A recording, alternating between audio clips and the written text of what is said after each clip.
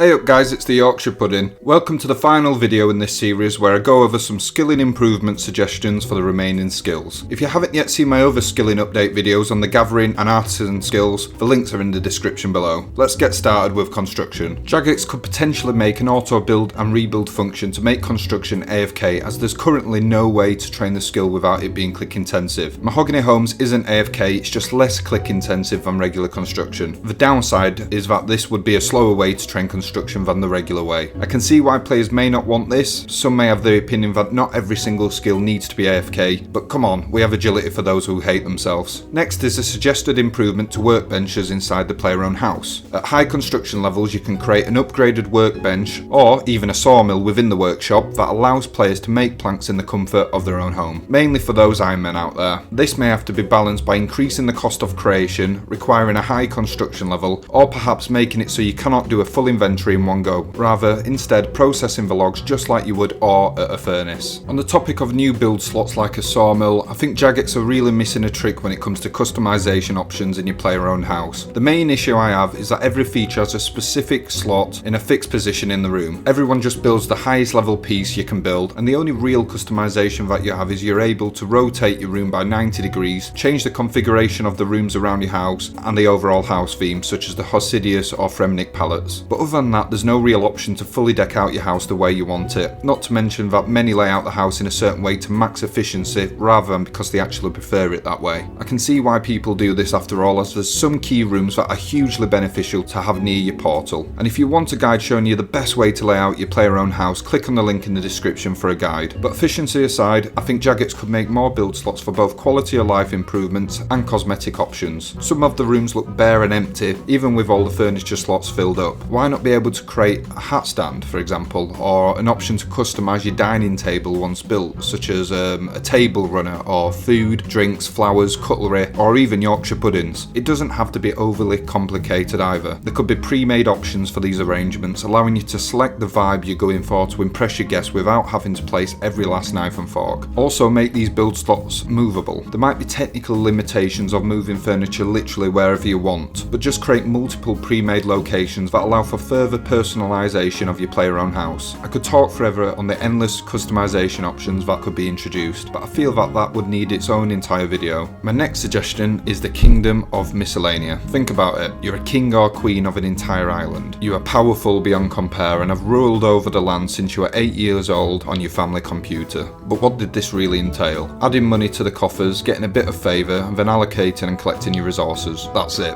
I mean, it's decent passive income, and I'm sure Iron Men find it very useful, but there's not really much to it, is there? Both construction and farming could be made really useful here by adding options to construct new buildings and creating new farmland on the island. It's your island after all. Since sailing is around the corner, maybe you can build your own port there, or an extension to the existing port for your sailing vessel. You can upgrade the castle itself using materials and the appropriate construction level. Construct a tax office for passive income, but increase taxation too high and your favour level will decrease faster and you'll have to spend more time getting it back up again. I'll leave it here for now, as you get the idea. Give construction a use outside your player-owned home by allowing you to actually improve the content of the Kingdom of Miscellanea. I feel this is another topic that deserves its own video. You could make a couple of little improvements here and there, or just go full in with a massive update, making it quite in-depth and complex but also rewarding. Introduce the following systems, for example: taxation, food supply, garrisons, trade, public order, industry, agriculture. Yeah, I'm basically suggesting Jagex rip off Total War. Maybe this idea would be a bit too out there for Old School RuneScape, but man, I think this will be cool. Thieving. Let's get a bit more down to earth with this one. They could create a group-based minigame where you and your team have to do a heist in certain locations around RuneScape, such as stately manors, palaces, or even banks. You go to the rogue's den and get grouped with 3 people. You're then assigned roles and given a location for the heist where you and your party members must travel to and carry out the operation. One role is to be the distractor.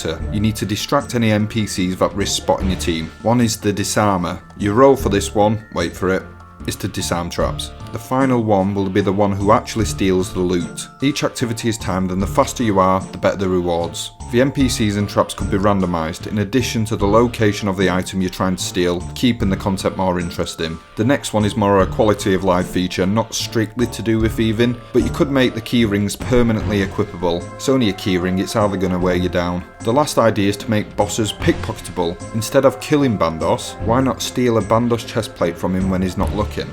Okay, I'm taking the piss with this one. Moving on. Slayer. Allow the different Slayer helmet colours to be permanently unlocked and swappable once unlocked. Make this toggleable at the Slayer Master. Secondly, bring back co-op Slayer. I believe this feature was here once but got removed. Just bring it back. Boosting was potentially the issue here, but surely Jagex can figure out a way to prevent this. And if not, it's a shame that I cannot slay creatures with my friends just because some people out there will use this method to boost. Add more rewards to the Slayer shop. I'm sure this will be welcomed by the community, right? And finally, I think it'd be a good idea to get Slayer XP when killing bosses outside of your Slayer task. The XP rates would be a quarter of what they usually are, meaning this is not something you'd choose to do if you're training Slayer specifically, but it does mean you'll get a passive bit of Slayer XP when, well, slaying stuff. It's literally in the name, Slayer. Sure, this would mean that more people get 99 Slayer, but in my opinion, if they've got 99 Slayer through killing bosses alone at a quarter of the XP rate compared to regular Slayer, they've sure earned a 99. It also means if you go drying a boss, it's not as painful as you've still gained some Slayer XP along the way. Agility.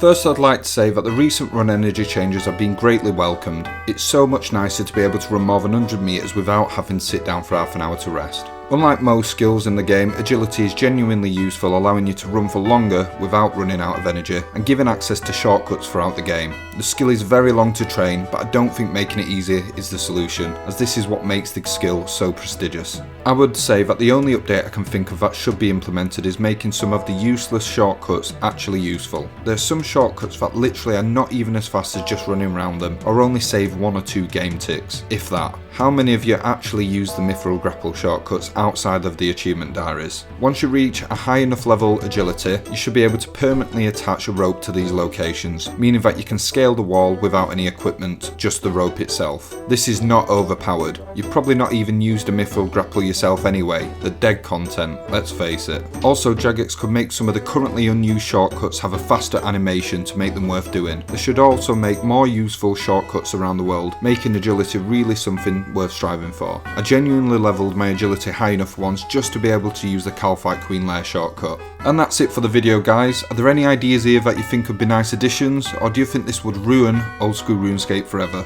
Please leave a comment with your thoughts, I'd love to hear them. If you've made it this far into the video, please consider subscribing, and until next time, I'll see you later.